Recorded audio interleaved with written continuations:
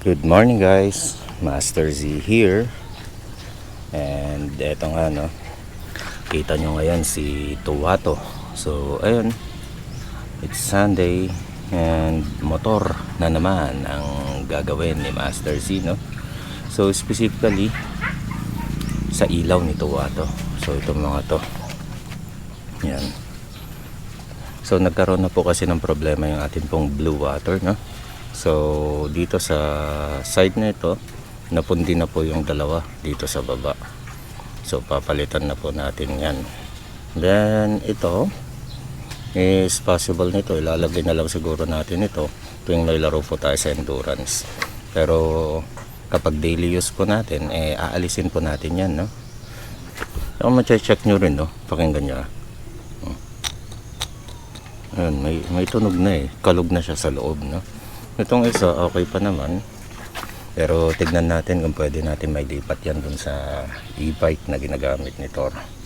So ang ipapalit natin, no, is ito pong Mopax laser gun. So check pa natin.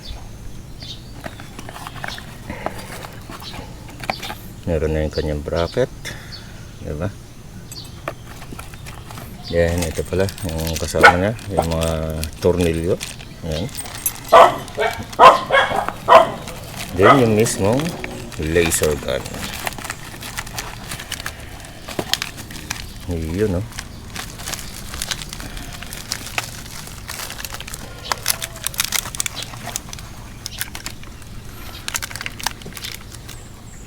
Diba?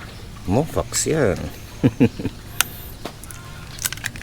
And at the same time, no, papalitan na rin pala natin yung bracket na ginagamit natin kay Tuwato. Ayan. Yung bracket po kasi na yan, nakadesign po yan para sa mga clamp type na ilaw. So ayan, kagaya nito. Ayan, clamp type po kasi. Then ang ipapalit po natin is ito. Diba? Yan na po ang ipapalit natin, no? Kasi kung makikita nyo po, itong Mopax is hindi po siya clamp type. Ito po yung kanyang bracket. So itutornilyo po natin yan dyan. Ayun, no? Diba? Babaguhin din po natin yung wirings na ating nilatag dito sa likod ng ulo nito, no? Magiging ibang setup na po kasi tayo ngayon. So kalasin ko lamang po yung kanyang ulo, no? Kalasin ko lamang po yung kanyang ulo para makita po natin yung wirings. Balikan ko po ulit kayo mamaya.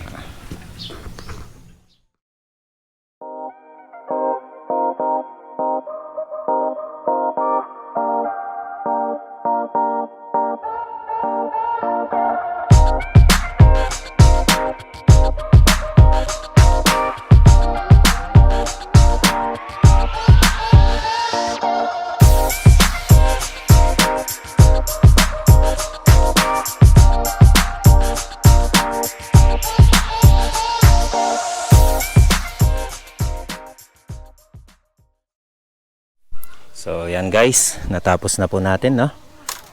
Testing tayo. Okay, low beam, yellow. High beam, white.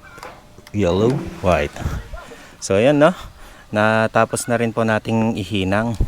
So sa mga nakakakilala po sa akin na may mga RFI dyan, no? Radar FI. So kung gusto nyo pong pa-wiring yung mga motor nyo, hagilapin nyo lang po ako San Mang Lupalop ng Luzon. Joke, tignan nyo naman. So ganito kasi pag nakikita ko na medyo magulo yung wirings ng aking motor, no. So alam nyo yun, hindi nakakairita, hindi ako mapakali. So tignan nyo naman po yung simpleng call natin, no? Simpleng ayos natin sa wirings natin, no. Diba? So itong tatlong nakalitaw na to is ito yung main harness natin, diba? Galing po yan sa main harness. Then ito lang po, yan lang natin. So ito lang po yung modified na wirings natin, no? Diba? Ayan, linis tignan, no? And ito, tapos ko na nga. Up until now is wala pa po ang ating brother na si Brother Frank. Hintayin lamang po natin siya at namalengke po kasi siya ng ating tanghalian mamaya, di ba? So maya maya, lalagay ko na po yung ating headlight, then test light po ulit tayo. What's up guys? We have a visitor here. Yeah, so yan po si Brother Frank. And ayun, dumayo po siya dito at magwa-washing siya ng motor. And siya na rin yung nagluto nung atin pong tanghalian, no? And eto nga, balik tayo kay 2 watts. So ayan na po siya. Sheesh. So nailagay na po natin yung ating Mofax D2 laser gun. And syempre, eto, kung titignan nyo, ayan o, may nakatago pa rin na mga socket natin dyan. So yan, socket po yan nung TDD naman natin, no? So pag may laro po si Master Z sa Endurance, so isasalpak natin yung TDD natin na yon, and at least nakabang na po yung kanyang wirings, di ba? So what's up guys? Ayan si Brother Frank, no? So tetestingin na po natin yung ating mga Mofax na D2 laser gun, no? So kuhan mo na bro yung atin mo ng headlight. Okay, so yan yung low beam natin, then high beam, pang. Okay, ayan, kitang kita naman po. And ngayon yung low beam po ng Mofax natin, which is yung yellow. Ayan, grabe yung focus nyo. Makikita mo sa camera yung focus, oh. Bilog. Okay, punta ka tayo dito sa harap. So ayan po yung low beam ng ating Mofax, no? And okay, dito ulit tayo, pwesto tayo dito. Yung atin naman pong high beam ng Mofax. Ayun, no? So natabunan po yung ating high beam, no?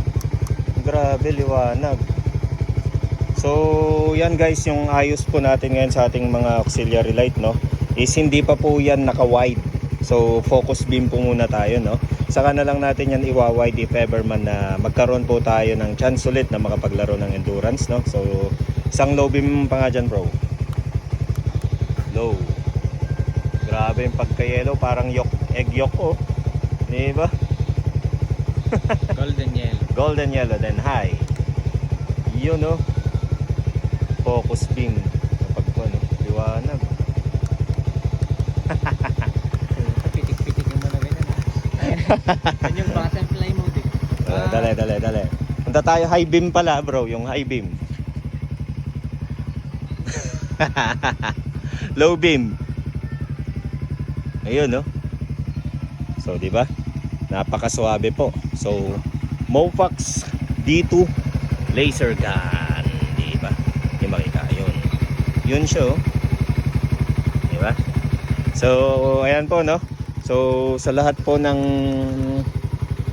tumapos sa mini vlog ni Master Z na to, so isang malupitang A para po sa inyo, no? So, until my next vlog, once again, Master Z here and Brother Frank saying peace out.